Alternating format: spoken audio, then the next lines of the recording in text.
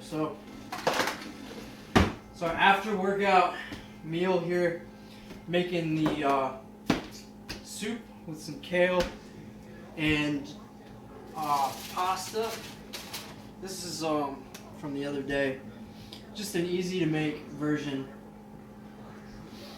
Alright, so let's see here.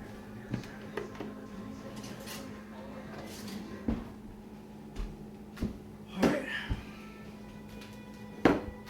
So we're going to use glass bowls because we're going to do all this in the microwave. Just putting the ingredients together and plopping it in the microwave. We've got pasta, protein plus, because who doesn't love protein? And okay.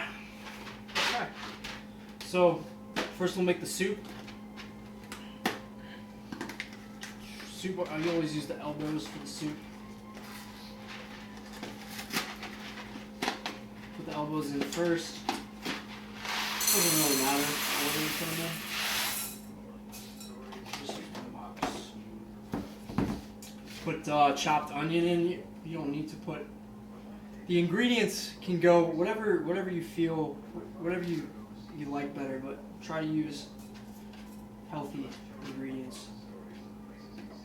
Use some onions, just a little bit of everything, so that the flavor doesn't stand out too much. You don't want anything that's too strong. Get some carrots in. I like to use the shredded carrots because it's just easier, it's quicker. Break them up a little bit, so you don't want to come out and then have like one that gets stuck in your mouth.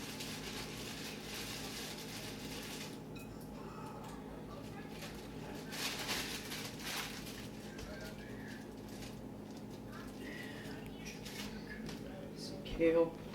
Always want to wash the kale.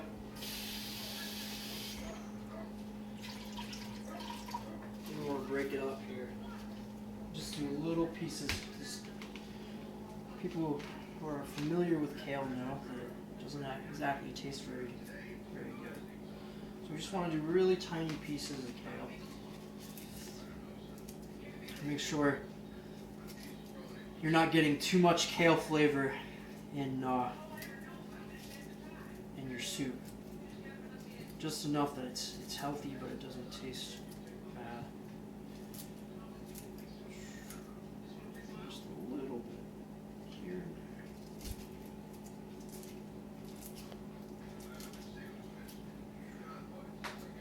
That's good for now. Alright. And then all we do after that is I like to use one of these chicken bouillon, sodium free, ingredients, extremely healthy. It's got pretty much nothing in it but flavor. So I'll use one of these, spread out. Make sure you put these in before you put the water in, or the broth, so that it gets stuck to the ingredients.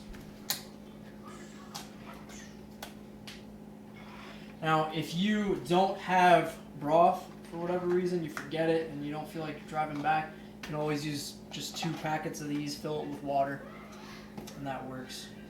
But I like to mix both because these are kind of expensive and you want to save these if you can. You want to, as you bring the soup over, just distribute it evenly. You want to make sure you cover all the flavor packets that you put in. Just fill it. Just use all of it because you're making a good amount. This soup should last you like a good couple days, 2 or 3 days, and it doesn't take long. It's super easy.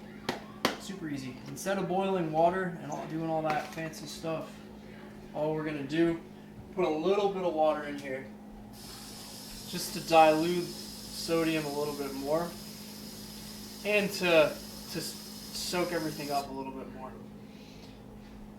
Just give it a quick mix.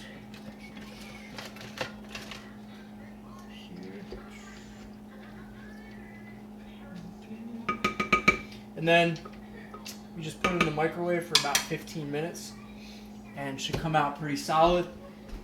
Not solid, like still liquid. But it'll come out and it'll be really good, and you get it.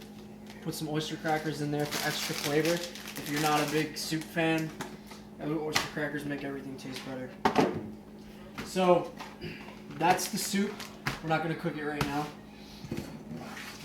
Next up is the pasta, and that's even easier. I use the broth over here, and I'm out of Parmesan cheese, so I'm going to use mozzarella. I'm just going to shred some mozzarella in there. But basically the same thing. You put the Protein Plus in. We don't have to do that. Fill the water up. I like to bring it about an inch above the pasta.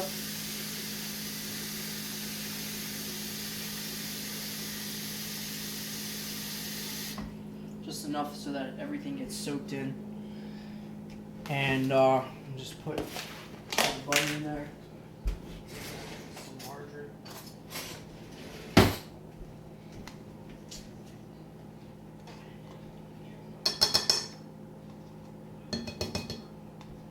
Just a little bit. Not too much.